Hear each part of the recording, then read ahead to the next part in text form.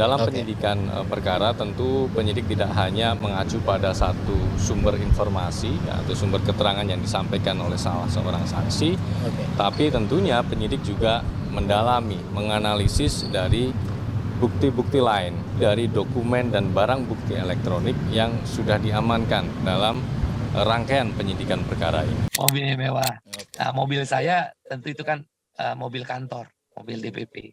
Pesangon ya luar biasa lah Bang.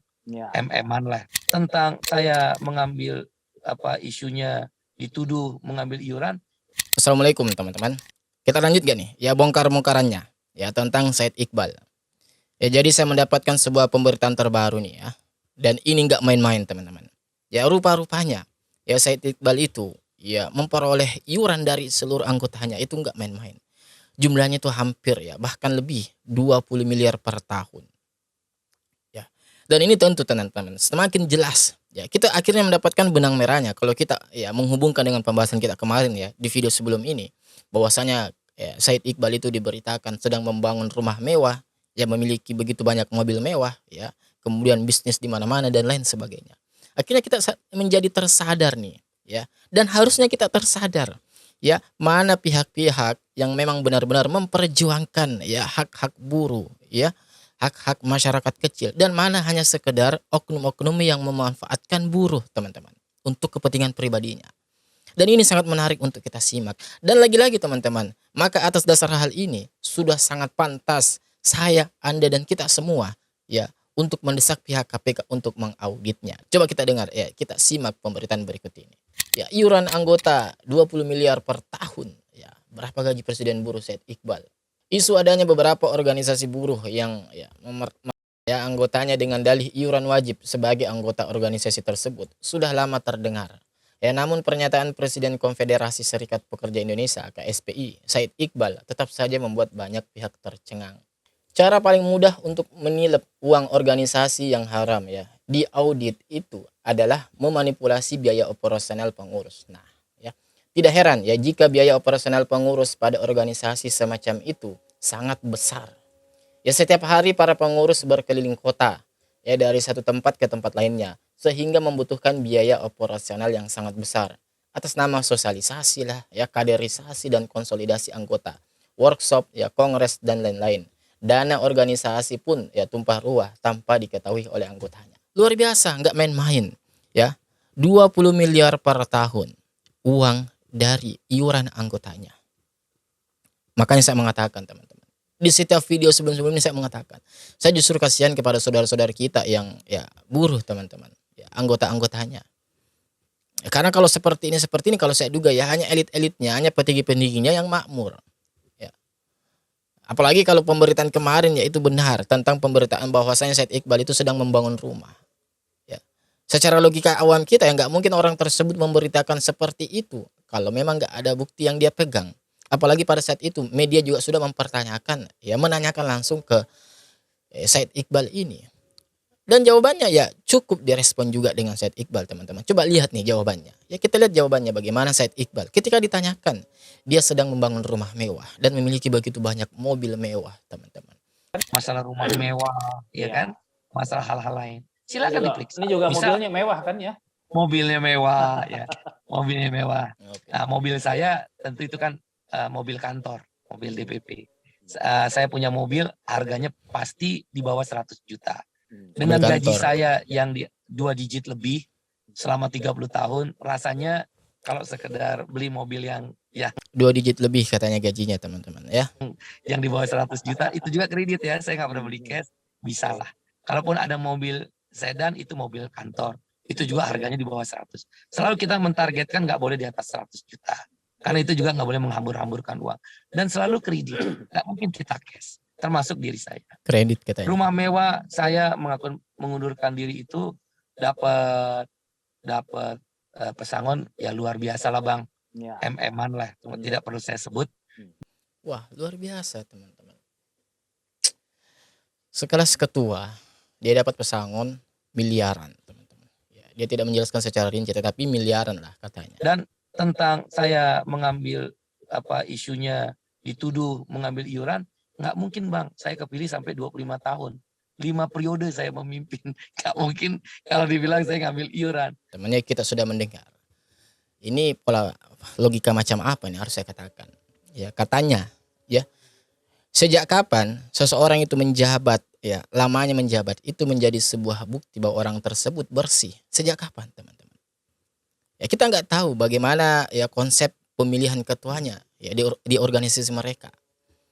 Kalau dalam sistem pemerintahan kita, contohnya puncak tertinggi presiden, kita sudah tahu ya, itu dijalankan berdasarkan ya hak berdemokrasi. Ada pemilu.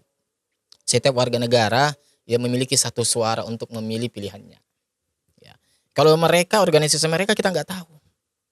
Ya. Apakah dipilih oleh seluruh buruhnya atau dipilih oleh elit-elit tertentu. Nah, kalau misalkan dipilih oleh elit-elit tertentu, wah, ini khawatir dugaan saya. Ya, pengaturan itu tinggi, teman-teman. Siapa yang menjadi ketua-ketua itu tinggi. Ya, kita kan nggak tahu seperti apa. Apalagi bicara soal pesangon yang dia terima tadi. Itu katanya jumlahnya miliaran. Pertanyaan saya adalah sebenarnya ya, saya bertanya kepada Anda, ya, mungkin ada yang menonton video ini, ya mungkin menjadi anggota buruh atau sempat menjadi anggota buruh, ya mantan anggotanya. Saya bertanya, kira-kira apa sih kerjanya orang ini? Apa sih perannya terhadap kalian? Apa sih ya sumbangsinya terhadap kalian? Karena jujur teman-teman, mohon maaf harus saya sampaikan, tidak sedikit orang yang komen ya di video ini sebelumnya di channel ini yang mereka itu mengatasnamakan atau mengaku sebagai mantan anggota buruh, mantan anggotanya Said Iqbal. Itu curhat ya tentang bagaimana ya sikap asli daripada Said Iqbal. Atau kurang lebih mereka itu tidak pernah mendapatkan perhatian dari Said Iqbal. Giliran demo kenceng. Giliran demo kenaikan upah mereka kenceng. Ya ada Said Iqbal. Tapi giliran mereka menghadapi permasalahan dari perusahaan mereka masing-masing, katanya ya itu tidak ada Said Iqbal. Said Iqbal tidak ada untuk mereka. Ini pengakuan dari anggotanya teman-teman. Bukan saya. Ini pengakuan daripada anggota. Ya dia mengaku sebagai anggota, mantan anggota daripada Said Iqbal. Dan itu bukan cuma 1, 2, atau 3 orang. Itu banyak. Saya yakin banyak teman-teman. Ya. Atau kalian mungkin menonton video ini, silahkan coba komen di bawah. Ya, apakah di antara kalian ada yang pernah menjadi mantan anggota dari Said Iqbal dan mengalami hal yang serupa dengan saudara-saudara kalian yang lain yang tidak mendapatkan perhatian dari Said Iqbal ketika mereka yang mendapatkan permasalahan dari perusahaan mereka? Tapi kalau giliran demo kencang banget. Giliran mengkritik pemerintah, giliran mengkritik Kang Deddy Mulyadi, kencang banget. Tidak sampai di situ, bukan hanya Kang Deddy Mulyadi dikritik, bukan hanya Kang Deddy Mulyadi ditantang-tantangin juga tuh. Tetapi masyarakat Jawa Barat secara umum juga ditantangin sama Said Iqbal. Ada kok itu videonya, ada itu buktinya. Silahkan cek, ada itu teman-teman. Dan sudah juga saya tampilkan di video sebelum ini ya, ada. Juga dia tadi mengatakan bahwasanya mobil yang saya gunakan itu adalah mobil kantor. Ini juga perlu dipertanyakan, perlu dicek teman-teman. Ya, oke lah kita terima bahwasanya itu mobil kantor. Pertanyaannya adalah mobil kantor itu apakah ia gunakan juga untuk hak pribadi? Ya, keperluan pribadi atau tidak? Ini mesti diperjelas ini. Karena ketika orang tersebut menggunakan mobil kantor untuk keperluan pribadi, maka itu sudah termasuk ya tindakan korupsi. Memanfaatkan fasilitas organisasi untuk keperluan pribadi. Itu salah satu tindakan korupsi, teman-teman. Ya. Ciri-ciri sifat-sifat korupsi seperti itu. Jawa Barat atau Deddy Mulyadi sudah merevisi UMSK Jawa Barat. Oke. Tetapi revisi UMSK tersebut justru makin hancur, makin merugikan buruh. Deddy Mulyadi merubah revisi UMSK Jawa Barat itu sepertinya hanya untuk main-main, memancing emosi buruh, kemudian seolah-olah patut diduga KDM ini playing victim. Umpatan terus bergemuruh dari mulai gubernur dan gubernur yang lainnya. Saya mengambil jalan itu untuk kepentingan semua, agar buruh bisa secara perlahan terus meningkat kesejahteraannya, tapi perusahaan mampu bertahan dengan kondisi dan iklim yang makin hari semakin berat. Iya, artinya keputusan yang bijak, teman-teman ya. Saya punya pengalaman saat jadi bupati, dulu pernah menetapkan upah bertingkat, yaitu UMSK, dari mulai upah tertinggi di sektor otomotif sampai upah yang paling rendah di sektor tekstil. Dan paling rendah sekali upah di Purwakarta adalah garment. Setelah saya berhenti jadi bupati, kebijakan pengupahan itu berubah. UMSK tidak diperbolehkan lagi. Akhirnya industri padat karya jatuh berguguran. Dari mulai Starpia, Enstrand, Dada, Iljinsun Garment, dan berbagai industri lainnya, dan mungkin terjadi di seluruh wilayah Jawa Barat. Saya menyaksikan buruh-buruh menjerit dan menangis, hidup tanpa pesangon. Ya Allah. Catat. Ya. Kang Deddy Mulyadi terpaksa melakukan kebijakan itu untuk kepentingan orang banyak, untuk kepentingan semua pihak. Ya. Inilah pola pikir seorang pejabat yang bijak kalau menurut saya, teman-teman. Karena tidak hanya memikirkan satu kelompok tertentu, satu pihak tertentu, tidak. Ya.